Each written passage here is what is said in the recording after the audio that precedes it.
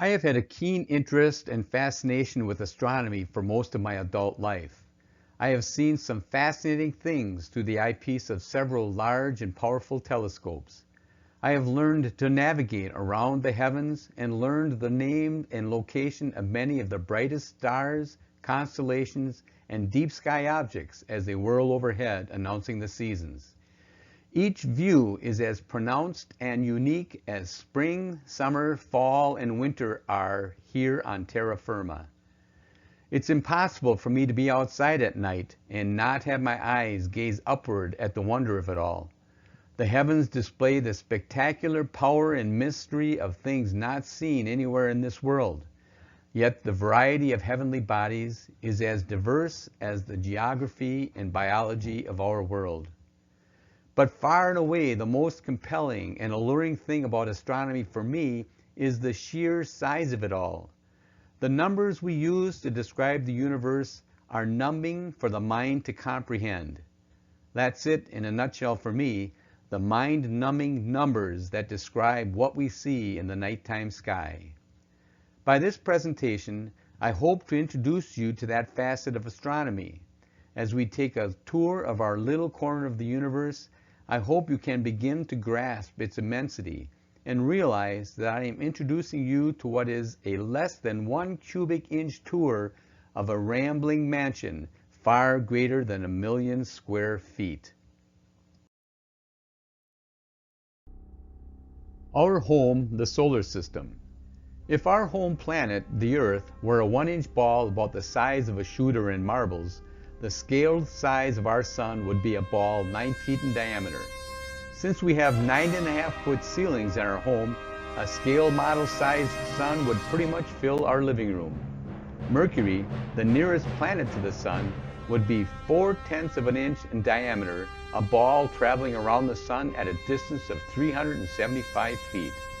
The scaled orbit of Mercury around that sun in my living room would be Evangel Church to the east, First Street to the north, Elke's driveway to the west, and the back door of Parker John's to the south. At the speed of 106,000 miles per hour, it takes Mercury 3 months to travel around the sun.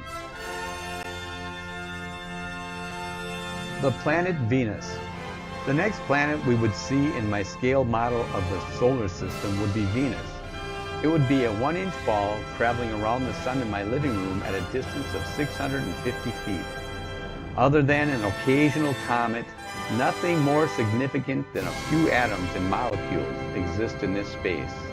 1 year on Venus is 225 days.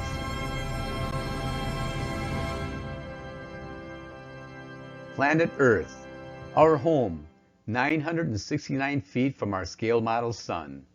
Everyone that has ever lived, every place that we have traveled, all the dreams and lives that we have lived, happened on that 1-inch ball we call Earth.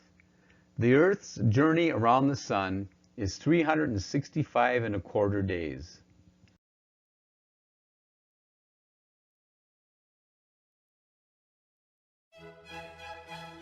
Mars, the red planet. Insignificant little ball, not even a 1/2 inch in size, traveling around the sun at a scaled distance of 1,500 feet. Someday man hopes to travel there, perhaps in the next 20 years. With present technology, it is a 230-day trip, one way, give or take 10 days. Compared to the preceding blue orbit of Earth, we are only a 1/4 of a block down the street from Mars. I guess that's why we will go there. In astronomical terms, it is right in our immediate neighborhood. Mars' trip around the sun takes 1.9 years.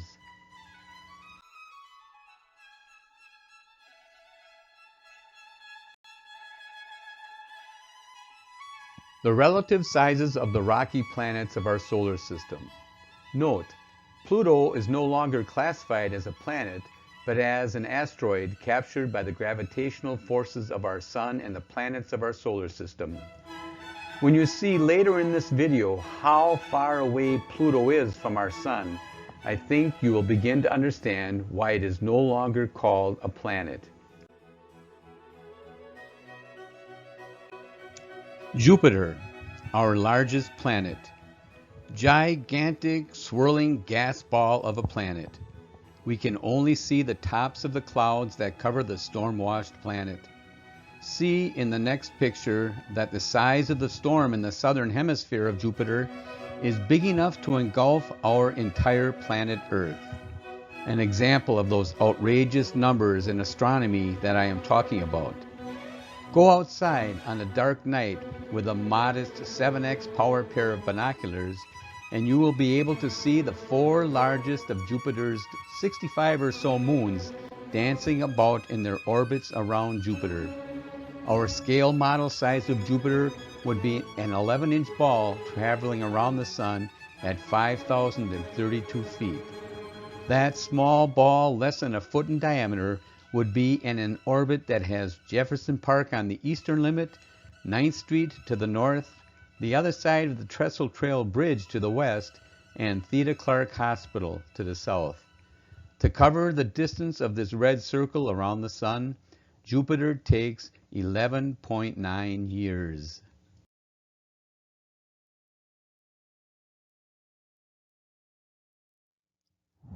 Note that our Earth would fit inside the large storm on Jupiter that has been raging for over 400 years. Below are the 4 gas planets, 4 rocky planets, and Pluto.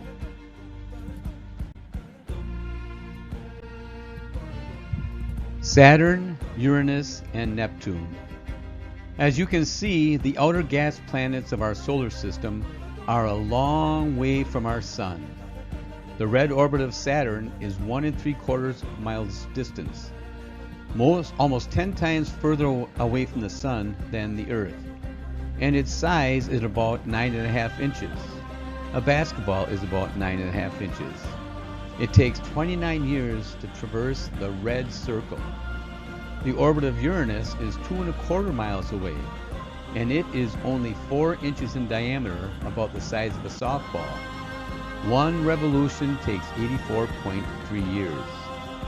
Neptune's diameter is 3 3/4 inches, and it is orbiting 5.5 miles away. That's 30 times as far as the Earth is from the Sun. It takes 165 years for Neptune to circle the Sun in my living room. Pluto orbits our Sun on the white circle less than a mile from High Cliff State Park.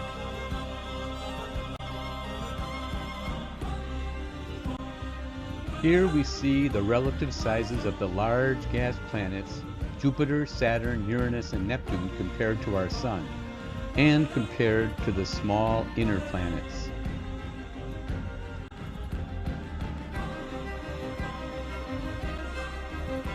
Here we see the sizes of Jupiter and our Sun compared to Sirius, the brightest star in our sky. Pollux, the companion of Castor. Castor and Pollux are the brightest stars in the constellation Gemini.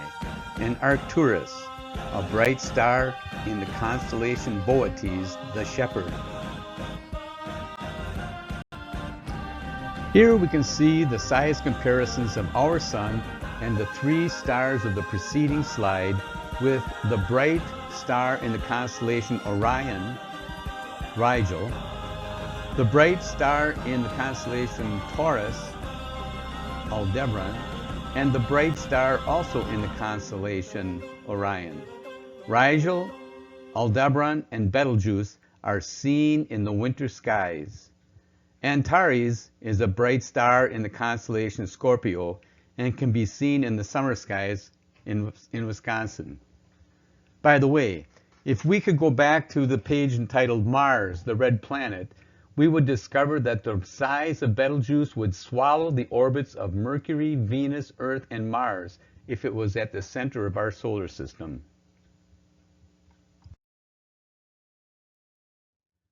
The nearest star to us is Proxima Centauri, a red dwarf that cannot be seen with the naked eye.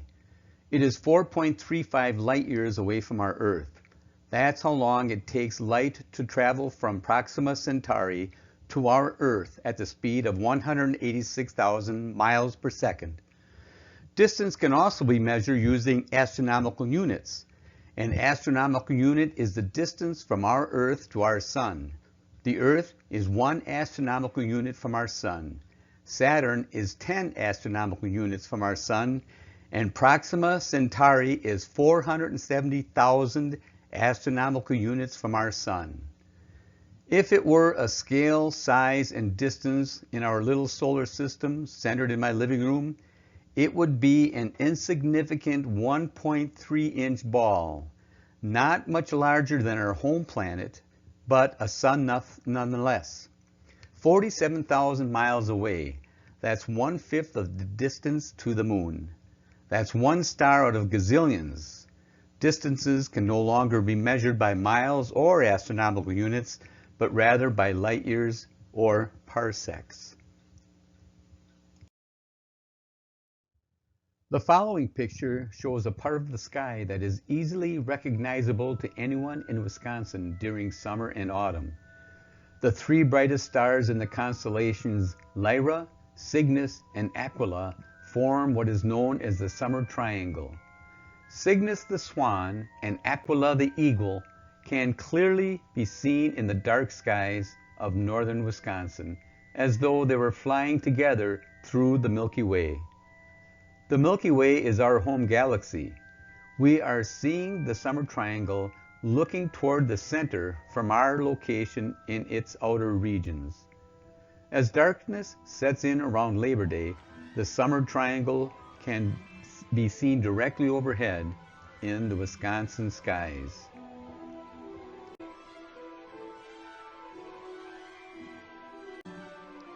The Summer Triangle seen rising in the east early in July. It slowly travels westerly over the course of the summer, and it dominates the sky overhead throughout the summer and fall. Enjoy this 3-constellation asterism.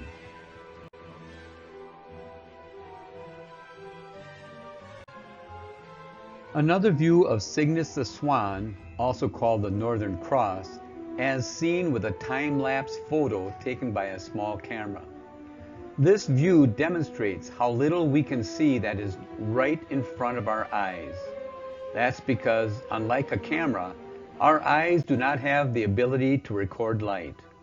Again, this is a view looking toward the center of our home galaxy, the Milky Way. The box on the left of the picture near the tail of Cygnus the Swan shows 2 nebulae, the North American Nebula and the Pelican Nebula.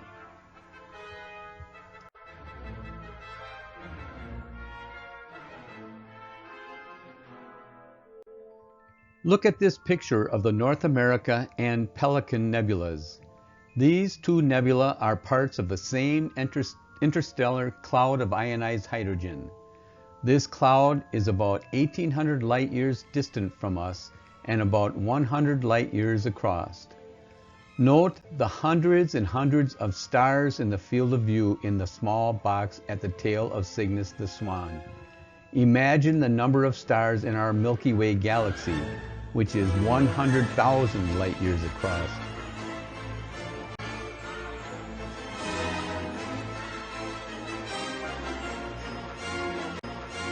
Sailors, navigators, explorers, and mapmakers long ago designated degrees, minutes, and seconds as the units to measure and map the skies.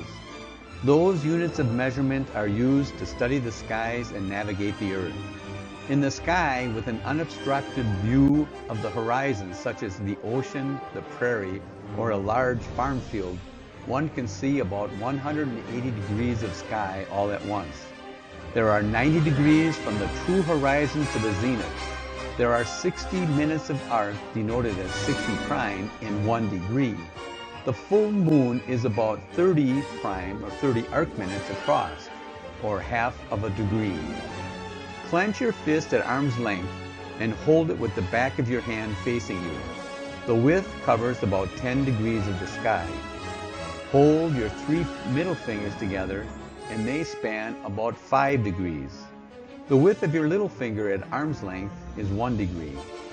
This is important because the following pictures show you how large many of the objects in the sky are. They are not tiny pinpricks of light that can only be seen by powerful telescopes. They are actually relatively large objects that sweep across the nighttime sky. Objects are displayed next to a full moon for relative size comparisons.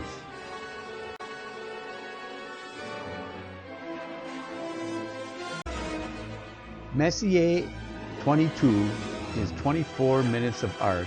The full moon is 30 minutes of arc. M22 is a globular star cluster in the constellation Sagittarius. It's a cluster of thousands and thousands of stars within our galaxy. M22 is 10,000 light years distant and 100 light years in diameter. Here is a view of M22 as seen by the Hubble Space Telescope. There are approximately 70,000 suns in this star cluster.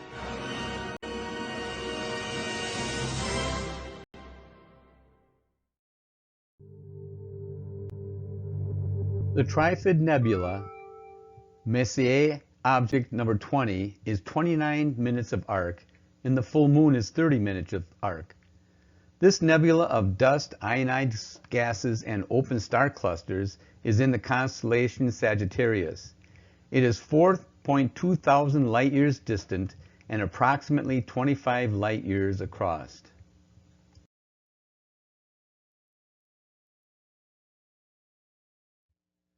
The Eagle Nebula, M16, is 9 minutes of arc and the full moon is 30 minutes of arc. The Eagle Nebula is made up of dust and gas and a cluster of 420 stars in the constellation Serpens, 6,500 light years away, and it spans about 20 light years across. Here are two high-resolution pictures of the Eagle Nebula as seen by the Hubble Space Telescope. The gas jet on the left is 9 light years tall. It takes 9 years for light to travel the length of that gas jet at the speed of 186,000 miles per second.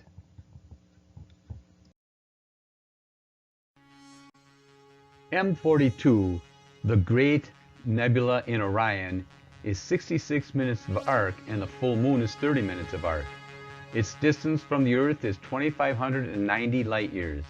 The Orion Nebula contains an open cluster of 2,000 young stars. It is a great stellar nursery where new stars are being formed. M107. This globular cluster of stars in the constellation Ophiuchus is 13 minutes of arc, and the full moon is 30 minutes of arc, which is the apparent size of our moon as seen from Earth. Thousands of stars in M107.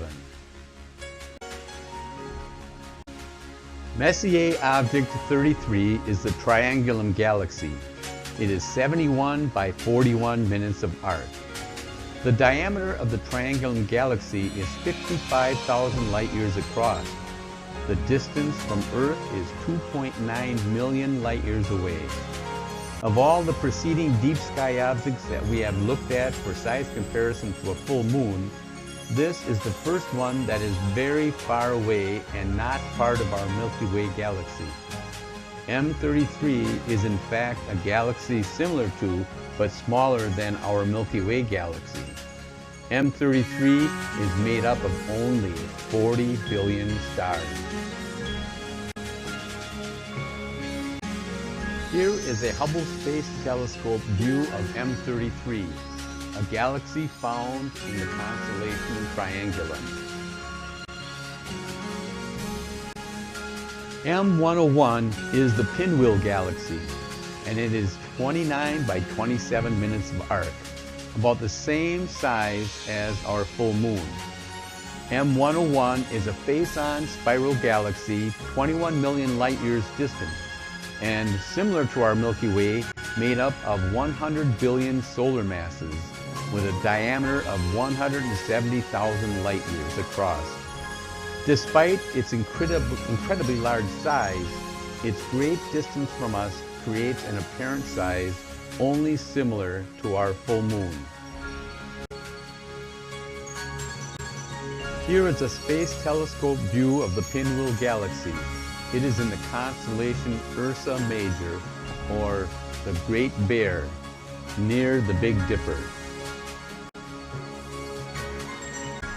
M31, the Andromeda Galaxy. The apparent size of the Andromeda Galaxy is 185 by 63 minutes apart. The Andromeda Galaxy is the most massive galaxy of the local group of galaxies. The local group also contains our Milky Way, the Triangulum Galaxy, and about 44 other smaller galaxies.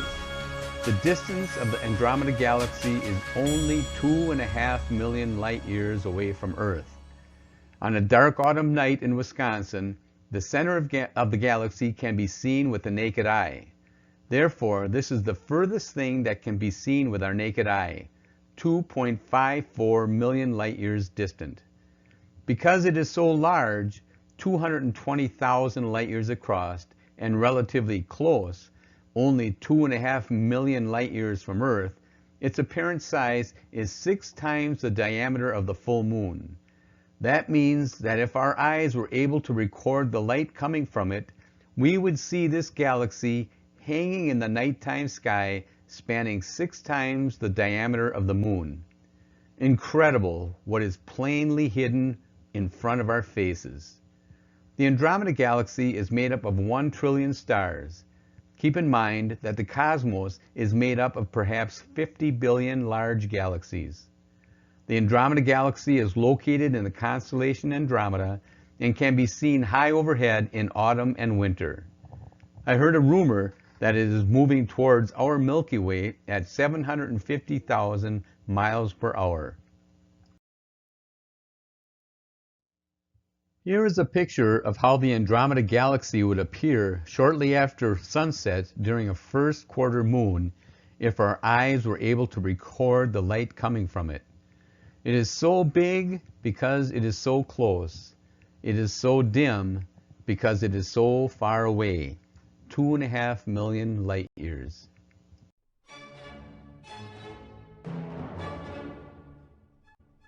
This is a view of our place in the Milky Way galaxy. Our galaxy is a spiral galaxy similar to the Andromeda Galaxy. Our sun is located in the Orion arm. The Sagittarius arm is located inside toward the galaxy's center, and the Perseus arm is on the outer band of stars.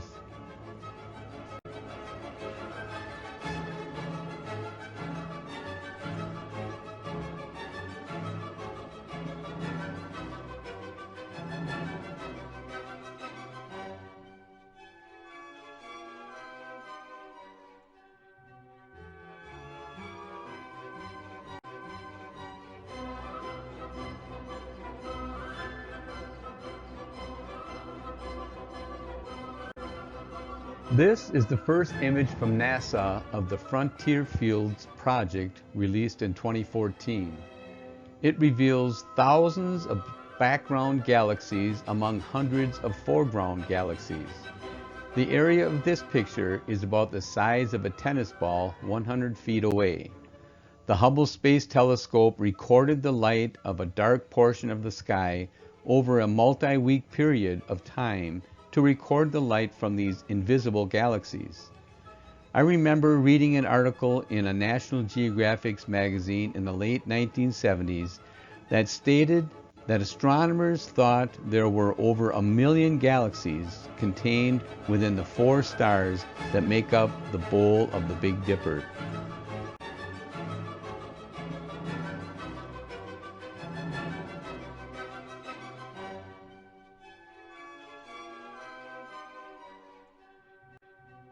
The number of galaxy superclusters in the visible universe equals 10 million. The number of galaxy groups in the visible universe is 25 billion. The number of large galaxies in the visible universe, 50 billion. The number of dwarf galaxies in the visible universe, 7 trillion. The number of stars in the visible universe, 30 billion trillion. Geologists calculate the total volume of sand on the Earth contains an estimated 7.5 sextillion grains of sand. Remember earlier in the video, the Earth was described as a 1-inch ball? As far as size is concerned, insignificant really. Astronomers estimate that there exist roughly 5 to 10,000 stars for each grain of sand on the Earth.